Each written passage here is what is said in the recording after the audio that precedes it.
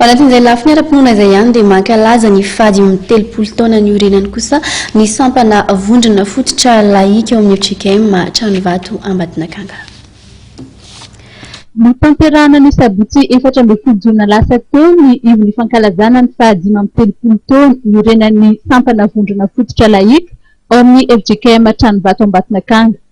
Tonga nanatrika izany fotoam-pankalazana izany nisy ny tena avy amin'ny Brofobeny sampana ity.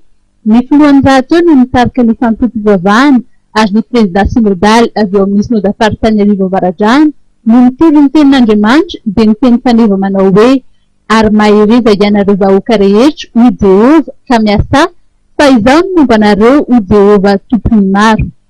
Nandritry ny fantotom-pivavahana dia nisy ny fanolorana sertifika ireo rehetra efa nandraikitra ny sampana vondrona fototra laika tao amin'ny fiangonana FJKM Tranovato Ambatonakanga.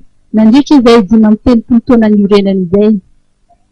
Misy ihany koa ny fampisehoana tsara ny ampahany amin'ireo lalana no diavin'ny sampana sy ireo asa samihafa efa nosahany. Androany teto amin'ny FJKM Tranovato Ambatonakanga zany dia fanamariana ivon'ny fanamariana ny fahadimy amin'ny 30 taona ny sampana vondrona fototra laika izay fivondronan'ny zanaka Ambatonakanga.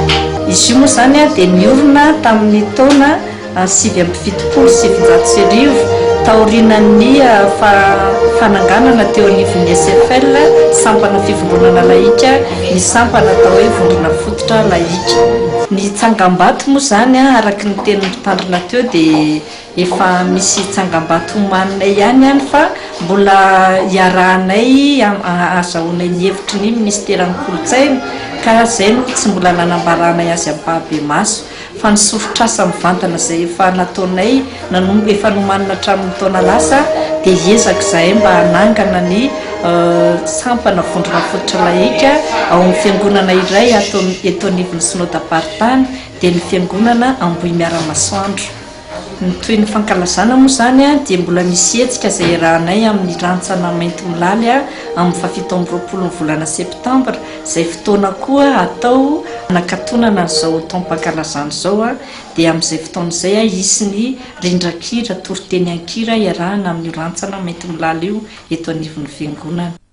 Mariana fa tamin'ny taona 770 sy 700 niorina ity sampana VFL ao amin'ny FJKM Tranovato Ambatonakanga ity, izany hoe niara-niorina tamin'ny sampana fivondronana laika teo anivon'ny FID FJKM.